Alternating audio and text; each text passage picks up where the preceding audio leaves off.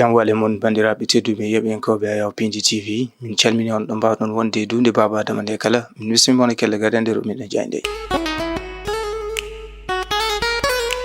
alkemisa nogasi jeeɗiɗi lewru mars 2025 bisimilla mon kelle gadande rumiɗo jande puɗɗortoɗen ko jande ngendir leydi Sénégal. Jande le soleil ɓe garti koye prévention des inondations. Le gouvernement dans l'anticipation ɓe garti koye ngam heɓanade ko yetno e ndungu ngu saabi kanko horejo leydi ndi holliti ngam golle ɗe ganduɗa ko kay tigui kandorno ɗen diƴƴe tuɗoje wertago leydi Sénégal ɗe mbawata jokkitede kono hol peeje ɗe mbawata daddude ngam tigui wadde gueɗe ɗe ganduɗa ana mbawa habde tigui e ɗen diƴƴe tuɗoje ɗo e nder leydi Sénégal. Jande le soleil arti hen jayde le Dakarois. Jande le Dakarois ɓe garti koye on o caggal jaltal FMI ko yetno e nden ñamande suuɗade saabi ɓen ɓe ganduɗa ko APR Alliance pour la République ɓe mbaɗi saisir document ji fewde e FMI yiide jande le Dakarois 150 kilo document woni ko APR neldi ɓen ɓe ganduɗa ko kañumen tigui goni FMI Fonds monétaire international. En ƴeewoytu jayde l'éveil. Jayde l'éveil ɓe garti ko e on loi interprétative sappo e jeetati gomuji ɗi gona lambuyankoji société civile ko kamɓe kolliti wonande alay saago jewte mbawa yuɓɓinede ko yetno e jaam ɗo e nder leydi Sénégal caggal nde haala teska e on loi jogorɗon hannde ko yetno e on loi interprétative loi mbo amnesty ɓe garti kamɓe l'éveil quotidien douane leydi Sénégal ko kañum fawi jungo e milliard uji nayi piccal 500 millions e koppareje men franc CFA tawi noon ko des billets noirs wonande koppareje ɗe laaɓani kono ɓe garti on mo ganduɗa ko dutugol maître Ouraychi Ba goto ɓe ganduɗa ko jaggue mo ganduɗa ko kay tigui wonno avocat mawɗo jagorde Ousmane Sonko. Jayde tribune quotidien ɓe garti koye caɗele ngakkugol ndiyam toon to wuuro teddungo Touba saabi ɓen mo ganduɗa ko Halifa Serigne Mouhamadoul Mountakha Mbacké ko kanko tigui holliti e yiide jayde tribune ko kañum ƴetti wonande ɗen caɗele e jungo mum beele ɗum wawa safrede caggal nde o noddi batu heñorago hani e jaggue ɓe ganduɗa ko toon to Touba nde mbawata wadde hen juuɗe mumen gam safrude ɗen diƴƴe Touba wawa hebde ndiyam moƴƴam kellam belɗam toon to wuuro teddungo Touba. Kono jayde tribune arti e ngol toɗɗugol maire mo ganduɗa ko Parcelles Assainies Jamil Sané mo ganduɗa ko kay tigui toɗɗa PCA ko nonne kadi maire mo Golf Sud mo ganduɗa ko Hadija Mayakor mo ganduɗa waɗama PCA toon to nder jayde tribune arti hen. ƴeewen jayde point actu. Jayde point actu ɓe garti ko toon to mairie mo lamorgo leydi Sénégal mairie mo Dakar caggol ittugol mo ganduɗa ko Barthélémy Toye Dias. Jayde point actu arti yiide wonande ɓen ɓe ganduɗa kañumen hande nan dari gam lomtade o mo ganduɗa ko kanko tigui gonnoɗo maire Barthélémy Dias tawi hen ɓe ganduɗa ko taw Sénégal Benno Bokk Yakar ko nonne kadi ɓe ganduɗa ko kay tigui goni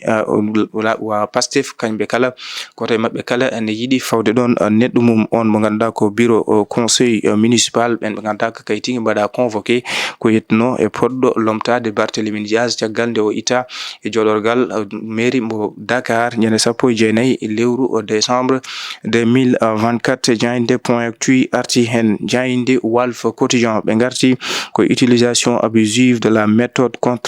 contraceptive la pilule des lendemains à risque. ɓe garti koye ɓen ɓe ganduɗa ko rewɓe hutortoɓe ɗen poɗɗe yetede pilule de lendemain ɓe garti noon e caɗele ɗe ganduɗa ɗum tigui woni ko heftoto e ɓen ɓe ganduɗa ko hutortoɓe ɗumen ɓen ɓe ganduɗa ko kay tigui ƴettata ɗen poɗɗe ɗe ganduɗa hutorade ɗumen beele masa ɓobde ko yete ko deedi.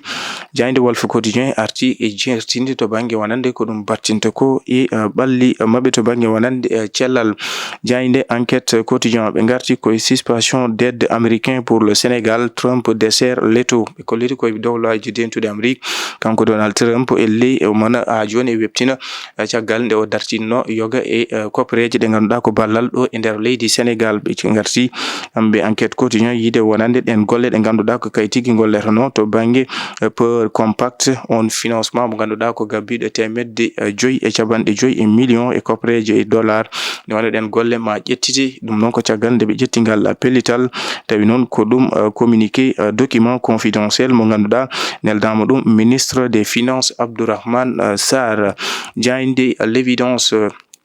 quotidien de l'évidence ɓe garti koye grosse moisson des douanes en quelques semaines. Douane ɓen ganda ko kay goni koninkoɓe to banggue faggudu kamɓe pawi jungo ko abbi e milliard uji 4 piccal temedde 5 millions copreje men franc CFA tawi ko des billets noirs copreje ɗe laaɓani e jonte tan ɗo e nder leydi Sénégal yiide jayde l'évidence kono ɓe garti e duttugol mo ganda ko Ouraychi Ba moɓe kolliti ko goto e tergal mawgal e dinguiral ɓen ɓe ganda ko hujikinantoɓe baro ɗo e nder leydi Sénégal. jayde Le Témoin ɓe garti koye kanko maître Ouraychi Ba une vie au service de la justice ɓe garti koye gurdam mum foof bannoɗo e ñawoje ngam wawde daranade men ɓe ganduɗa goni ɓesguji leydi Sénégal. ɓe garti e mo ganduɗa ko kanko tigi woni hoorejo leydi ndi Bassirou Diomaye Diakhar Faye sifi ngam ruttude teddugal kanko Ouraychi Ba ko nonne kadi Ousmane Sonko mo wonno avocat mum. jayde Le Témoin arti hen. jayde L'Observateur arti ha joni e ko wetno e on loi abrogation partielle de la loi d'amnistie